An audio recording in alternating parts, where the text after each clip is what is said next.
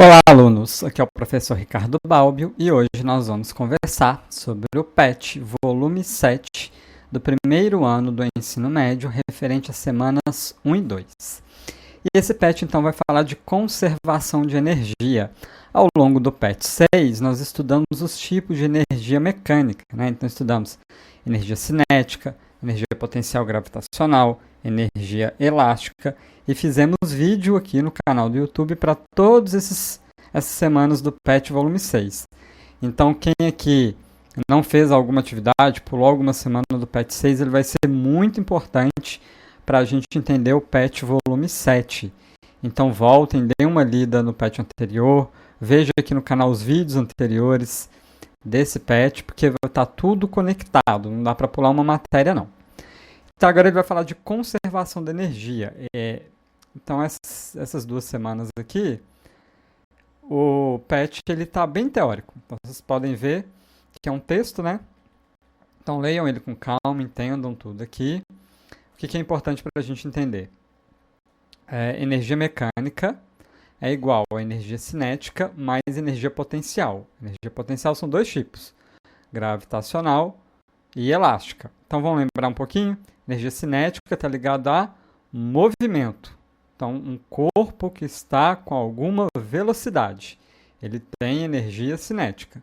Energia potencial é uma energia que está, entre aspas, guardada. Então, por exemplo, um corpo que está numa altura, e a gente sabe que se ele cair, ele vai ganhar velocidade, né? Então, aquela altura que o corpo está é uma energia guardada, ou elástica, que é a energia guardada numa mola, em algum material que tem esse efeito igual a mola tem, né, de voltar ao seu ponto inicial. Então, essa mola que está pressionada ou estendida, né, você esticou ou comprimiu ela. Então, ela tem ali guardado uma energia que vai se converter quando ela é solta e volta para sua posição inicial. Então, a soma dessas energias, porque, por exemplo, a gente vai ver esses exemplos aqui. Um corpo ele pode ter mais de uma energia, ele pode ter uma quantidade que está guardada em forma de potencial e outra que está no movimento em forma de energia cinética. A soma dessas 2 energias é o que a gente chama de energia mecânica. E o que esse texto vai discutir aqui com a gente? A energia mecânica ela não surge nem some do nada. Então, quando estamos analisando um corpo, nós podemos saber exatamente o quanto de energia que ele tem. E mesmo que essas energias se transformem, como nós vamos ver aqui no exemplo, o total de energia mecânica continua o mesmo. Exceto, claro, pelas forças dissipativas. O que são forças dissipativas? São forças que vão fazendo com que essa energia, como a palavra disse, dissipe, saia desse corpo, mas vá para outro corpo com o qual ele estava em contato. Então não é que ela sumiu, ela só foi transferida de um corpo para outro. Então, por exemplo, o atrito, a resistência do ar, ele gera. Então, o atrito, por exemplo, do pneu de um carro com o asfalto, vai dissipando energia ali. Então, todas essas forças dissipativas, elas vão entrar nesse cálculo também. Então, a energia mecânica é a energia do corpo, que pode ter se transformado de uma para outra, mais a energia que se dissipou por causa dessas forças. Num exemplo ideal, onde não houvesse atrito nenhum, são muito raros, né, os casos onde consegue fazer algo praticamente sem atrito, precisa, por exemplo, com levitação magnética e temperaturas baixíssimas, mas são exemplos que não é do nosso dia a dia. No nosso dia a dia tudo tem atrito. Esse atrito dissipa, então, essa energia. Mas o total, se somar a energia que tinha no inicial, vai ser igual à energia final mais o que foi dissipado. Então tem uma conservação ali, nada vai aparecer, nada vai sumir, só vão se transformar. E ainda ele vai falar que o que não é energia. Então, muitas pessoas usam a palavra energia de uma maneira que não é dessa configuração da física, de Joule. Ele fala assim, fulano tem uma boa energia, né, no sentido que ele é simpático, que ele é uma pessoa agradável. Algumas pessoas usam energia num conceito místico, então esse cristal possui energias curativas, mas não tem uma energia no sentido de Joule ali naquele cristal. Então esse parágrafo é só para tomar cuidado com o uso da palavra energia fora desse contexto da ciência, principalmente aqui da física. Ok? Então você vê que é só texto, texto, texto. Aí vem um exemplo com conta, mostrando assim, ó, você sabe a energia mecânica inicial, você vai conseguir calcular a energia mecânica final também, porque né, vai se conservar. Então, é um exemplo simples para mostrar que dá para fazer contas com esse princípio de conservação. E as atividades são todas teóricas, tá? Não é muito difícil. Por exemplo, A6, o que não é energia? É só resumir aquele último texto ali. Energia pode ser produzida ou eliminada, né? Então, a gente acabou de conversar sobre isso. Então, a palavra sempre é conservação e transformação de energia.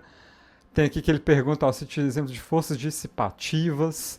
Então, a gente falou dos atritos, mas vocês vão pensar em atritos específicos que você pode exemplificar aqui. Vamos ver outra coisa importante. Sim, além de energia mecânica, que ele vai falar também de outras produções de energia, como usina hidrelétrica, eólica, termoelétrica, nucleares. Então é para vocês pesquisarem um pouquinho na internet, entender como que funciona cada um desses e entender sobre como que acontecem essas transformações de energia. Eu quero só trazer um exemplo aqui, porque ainda está muito texto, às vezes uma figura ajuda a gente a entender melhor. Então, peguei um exemplo muito comum que é da montanha-russa. Então, olha só, nesse início daqui, tem um carrinho que vai subir, ele normalmente sobe bem lentamente, né, esse início, e aí ele chega aqui nessa altura. Nesse caso dessa montanha-russa tem uma curvinha, né? Quando ele termina essa curva, ele vai descer, adquirindo muita velocidade, muito rapidamente, numa aceleração grande. Então, rapidamente ele vai adquirir muita velocidade. O que está acontecendo? Qual que é o princípio dessa montanha-russa?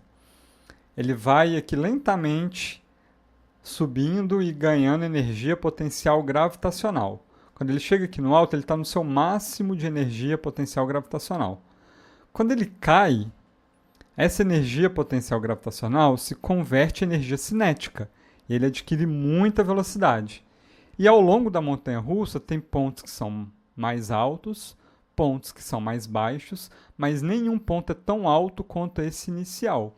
Então, ao longo da montanha-russa, esse carrinho vai tendo, quando ele sobe um pouco, aí ele ganha novamente energia potencial gravitacional, mas perde um pouco da energia cinética.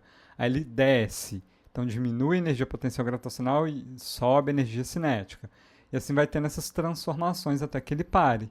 Então a montanha-russa é um bom exemplo de, nesse ponto, um milésimo de segundo antes de começar a cair, é a sua energia mecânica no máximo e a energia está toda em potencial gravitacional. A partir disso é sempre converter. Uma parte vai estar como energia potencial gravitacional, dependendo da altura que ele se encontra, e outra parte em energia cinética, dependendo da velocidade que ele está. Aí tem um detalhe, porque no início do brinquedo o carrinho está no chão, ou seja, não tem energia potencial gravitacional, e ele está parado, ou seja, não tem energia cinética. Então você pergunta, mas se ele tem 0 de cinética e 0 de potencial, e aqui agora ele vai ter esse potencial, então surgiu, né? Do nada, uma energia aqui, não surgiu. Para a montanha-russa funcionar, ela precisa de energia elétrica. Então veja que ela está ligada. Essa energia elétrica aciona um motor que tem a sua rotação e faz o carrinho subir. Então, entre aspas, né, a energia elétrica foi convertida em energia potencial gravitacional para o carrinho. Se essa montanha-russa tivesse desligada, o carrinho não iria subir. Claro que tem várias etapas, né? A energia elétrica, na verdade, ela gira um motor que gira uma correia que tem aqui que faz o carrinho subir. Então, o carrinho não sobe sozinho, ele tem uma conversão a partir da energia elétrica. E depois converteu a energia elétrica em energia potencial gravitacional, essa energia vai ser convertida em energia cinética quando ele começa a cair. Então, houve uma energia inicial ali da energia elétrica. Você poderia perguntar, tá, mas de onde veio essa energia elétrica? Aí é aquela atividade lá. E, por exemplo, aqui no Brasil, que é muito comum, veio da hidrelétrica. Ah, mas como que é produzida energia elétrica numa hidrelétrica? Aí você vai estudar isso, né? As águas do rio passando pelas pás lá, e aí isso gira. Então vocês vão entendendo esse processo. Então, a força da água do rio represado que está movimentando o equipamento para gerar energia elétrica. Ah, mas de onde veio essa força do rio? Ah, então tem evaporação da água, as nuvens vão andando, aí chove lá no início do rio, alimentando ele. Então é um ciclo que vai toda energia, nenhuma energia surgiu do nada nem se perdeu. Ela só vai se transformando de uma para outra. Então essa que é a ideia principal que vocês vão respondendo aí nas atividades. Como eu disse, é bem teórico, né, esse assunto, mas é isso, pessoal. E se vocês ficaram com alguma dúvida, se você for aluno de alguma das escolas que eu dou aula e ficou com dúvida ainda em alguma dessas atividades, entre em contato comigo pelos meios oficiais de comunicação que a escola fornece. Se você não é meu aluno, seja bem-vindo ao meu canal. Por favor, se inscreva nele. Aqui eu estou colocando vídeos sobre os PETs dos 3 anos do ensino médio. No meu canal já tem um monte de vídeos dos PETs anteriores, então deem uma olhada lá. Pode ser que algum você ficou com dúvida e aí esses vídeos podem ajudar. E é isso, pessoal. Muito obrigado e até a próxima.